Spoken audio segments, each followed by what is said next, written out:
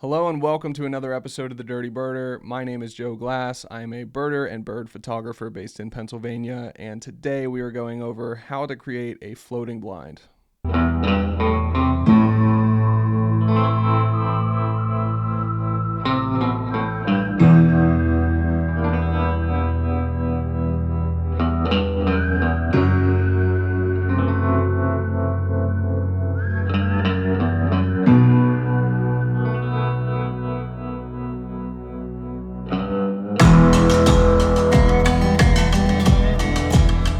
So there are probably hundreds of videos out there teaching you how to construct or build floating blinds. However, the main two criteria that a floating blind must meet is that it must float and it must be able to have some sort of a hide or a blind over it. There are tons of different designs that you can go with for this, or you can choose to just buy it straight up off of a website without having to build it at all. And that's kind of what I'm going to go over in this video is it even worth it to build your own floating blind, or should you just buy it straight up from a manufacturer? So first off, why use a floating blind at all? Isn't a regular normal lying down blind to get eye level with the bird good enough for waterfowl photography? And I would say that yes, it definitely is. There are people that make careers off of just using regular old laying down blinds or not even using that sometimes. So all in all, a floating blind is not absolutely needed, but let me just describe a couple situations that you might be in that you might find yourself in need of a floating blind somehow. So the situation that I found myself in at a lot of the locations that I've been to are that a lot of the times when you're at the edge of where water meets land, sometimes you'll have other kinds of foliage sticking out a little bit further in the water, and you'll have to kind of shoot through that in order to get any kind of photo at all. So a floating blind can be used to decrease the distance from you to the bird and remove some of those obstacles that are in the way so that you can get a cleaner shot. A floating blind can also be useful for situations that involve getting more eye level with birds, because sometimes you're dealing with embankments that go down into the water. So what we're doing is we're going off of a design that I found on Mr. Jangear, I believe the website is. I will link that below. But going off of that design, we're not exactly using this exact same things that are within that design, but as long as I have something that floats and holds my camera and is able to have some sort of blind over me, that's all I'm really looking for. So here with Rick, he's gonna help with more of the cutting of the woods and all of the good stuff. So right now this is what we're working with.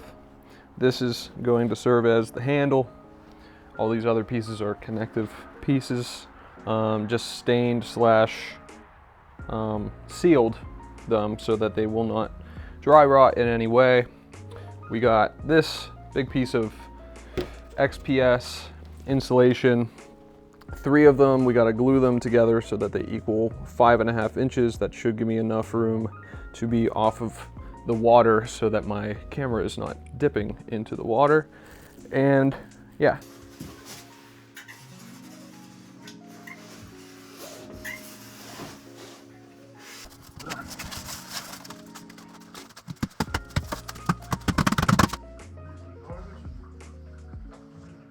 Well, I failed to document the entire process, but I'm going to show you around the blind and just what we are working with at this point.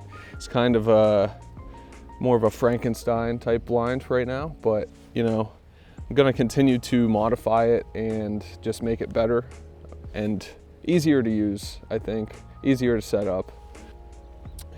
Here comes Omen. He got in a fight yesterday.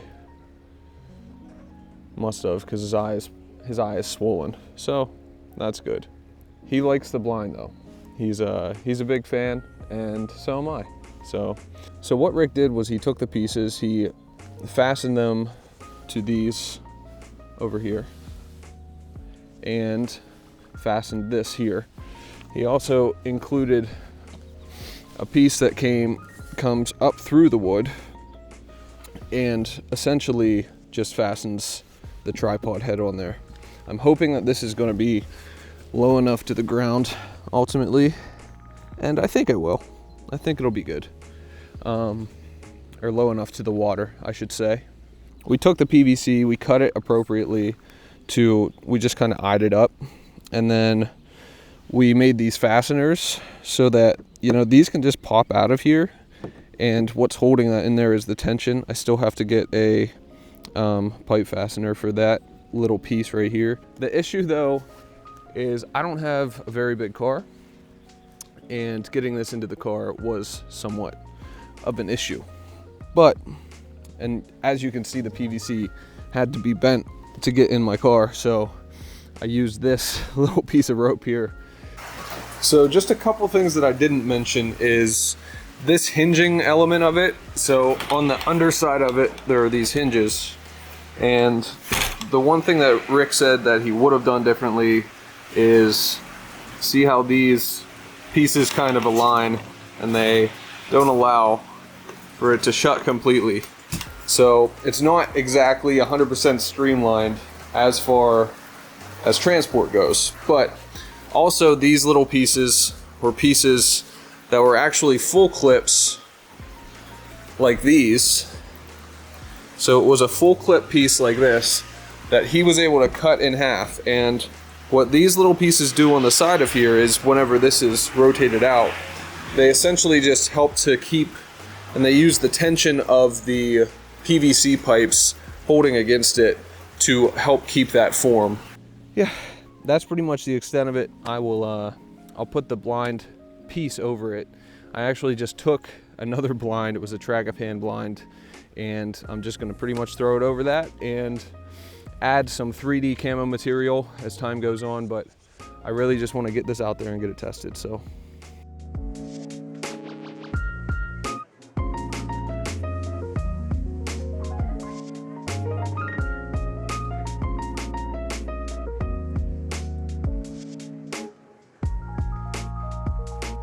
there is, like, where the scuffing kind of happens just from transporting it, there is some scuffing, so you see the pink insulation underneath. I wish I could have got black, but you know, it's what we had available to us, and it's just, you know, what we found that we could use.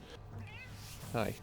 From here, what I'm going to do is get in it, show you the angle from inside it, and then I'm gonna mount my camera, make sure that the dimensions are okay coming out the front. So when I get in, I'm gonna have to get in from back here, obviously. I'm gonna have to jump through this hoop and squeeze on through. Okay, so being in the blind now, it's a little bit bigger than the original design was, than the original metrics on the design were. So I have a little bit more room to maneuver in here if I need to. Yeah, it should float better than the original design just because it is bigger, and it should be more stable in the water, which is definitely something that I was looking for. All right, so I guess just some closing thoughts on the whole ordeal is I'm terrified to get in that water. It's a whole nother step, I think, towards being a crazy bird man, and yeah, it's kind of a initiation of sorts, I think. And while the next part of this video will be, you know, what I'm gonna be wearing to stay warm in the water, I'm still pretty freaked out by it. Maybe that's just me being a huge pussy, which it could be, but I think to a lot of people, even going out in the woods and laying down in the woods would be terrifying to them. So, you know, cut me some slack here. That wraps up this portion of it. I hope that you learned something of what we did to this blind. I know there's not a whole lot of information on how to make these out there. There's just kind of like, you know, there's some blueprints to it and some people making videos on different constructions and whatnot. But yeah, I hope this helped you in your decision on what you're going to do if you're making a floating blind. And if it didn't help you in that way, then I hope it just like entertained you for a little bit. So next portion will be what I'm wearing, and that's a whole nother beast that we gotta conquer just to just to be able to get out in the water and to be comfortable out there. Well, comfortable is a relative term, I think, but. Okay, well, pretty rainy day out today, but just so you can see what I'll be wearing, I'll just go over it real fast. I won't be too specific with it or anything, but just so you know what I will be wearing in the water just to help protect me from the cold of the water. So I will be wearing this wetsuit along with a wetsuit headpiece and also gloves and booties. And yeah, so I don't know if you want to know the brand or anything, but there is the brand. And I do look extremely ridiculous whenever I wear this, so there is an aspect also to it of getting past, you know, what other people at the park that might see you might think. Okay, so these are the waders that I will be using. Pretty standard waders, neoprene waders, so should be warm, should help me float a little bit in the blind, and I'm just ready to try this stuff out.